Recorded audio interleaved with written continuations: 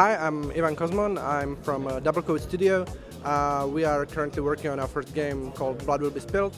My role in the studio is that I'm doing mostly almost everything except drawing all the illustrations and programming, which means being a game designer, a project manager, animator, writer, and partly a level designer. Now, we saw you guys a year ago. This is a really interesting turn-based game about a mosquito out for revenge. Yeah, that's about right. We hope that this is our last time here with this particular game because we hope that we haven't announced our release date yet, but we should do it rather soonish. We are almost done with the game. We are currently working mostly on the polishing and fixing all those pesky bugs and stuff like that. So the game moved along pretty nicely during the year.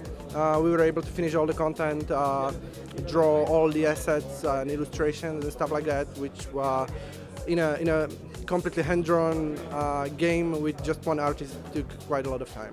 So talk about these last, since it's been 12 months to the day since we've seen you last. What has this 12 months of development, what have you guys been working on in those 12 months? So mostly last time we were here we had something like a vertical slice ready, and we had about a third of all of our levels like also asset complete, so we finished the rest of them. And also since the game is built from many different assets, like we don't draw these levels in one piece, but we build them up from all those little illustrated pieces. We needed to put them on some like the same level of details, so we also came back to the older levels and polished them some more. We finished work on all of the voiceovers, which is also one of the things worth mentioning. The game is completely fully voiced. There are like I think 16 or 18 fully voiced characters, with the most interesting or our most famous star is the Elias Tufexis, the guy who voiced Adam Johnson in Deus Ex games. He voices our main character. And we also were working on recording music and pretty much kind of putting all the finishing touches to the game. You're on the home stretch basically at this point. Yeah, kind of. It's this whole period of finishing up a game of this scale, which maybe doesn't appear to be as big, but for a team of 3, it's a pretty ambitious project, and especially for our first project ever. So it has been pretty taxing on our free time and a lack of sleep and stuff like that.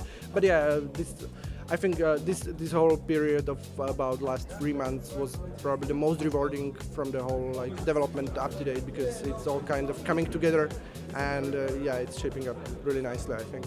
Talk about the gameplay in your game. It's a turn-based action game, right? Yeah. So basically there are like 3 pillars of our game. One of them is the tactical turn-based combat in 2D. The second one is we are pretty narrative focused in the game, and the third one is kind of like platforming. But we were never really focused on a twitchy side of platforming. We were mostly use the platforming also as a narrative tool, because you can kind of see all the narrative elements in the background and stuff like that, the environmental storytelling, and also it is like a natural way of transporting between those narrative and combat encounters.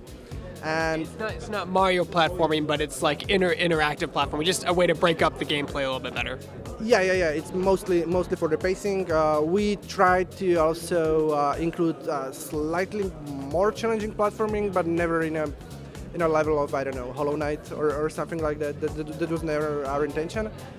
So the main focus of the game is the turn-based combat, and it works similarly as in most tactical games. You have action points that you can use to either move or use or shoot or reload or use one of your special abilities. Yeah. So last time I talked to you, did the game always start out as a turn-based game, or was it an action game? Yeah, initially it was an action game.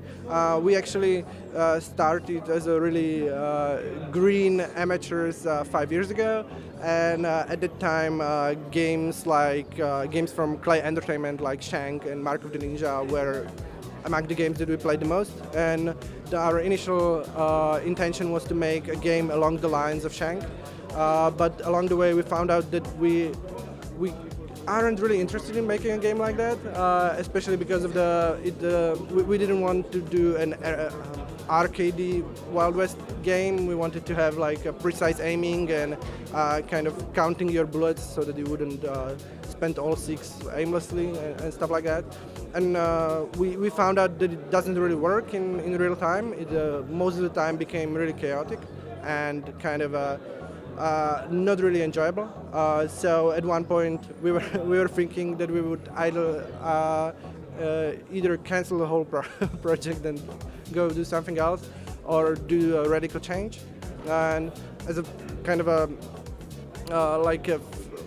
joke, my brother said that we should remade it as an JRPG. Like that would be much easier. And then we went along from that and came to the idea of making turn-based, and suddenly realized that what appeared as a joke might actually work, because most of the systems were not easily but really naturally transferable into a turn-based system. Well, I mean, just looking at your gameplay that you're showing here this year, I've already seen tremendous improvements in the UI, especially. Just your game's looking great. Do you guys have a release date set for it? We have a release date in mind. It should be rather soon, but we'd rather announce it a bit later. We still need to hit a couple of milestones to be absolutely sure that we can deliver it in time. And yes, so it also depends on cert, right? Yeah. So stay tuned. We also need to check to consult it with our only programmer on the team, who is not here, and we don't want to kind of announce it without him knowing. That wouldn't be nice. And do you guys have platforms locked in at this point? At the moment, the initial release will be on Steam mostly, and then we are planning on porting it to Nintendo Switch. That's currently our main goal. And then we would see if it would make sense to port it also to other platforms like other home consoles, or I don't know. We'd definitely like to do also look at other platforms like GOG or Humble. The Epic Store. Epic Store might be. I don't know how open they are to emerging indie games. We need to check.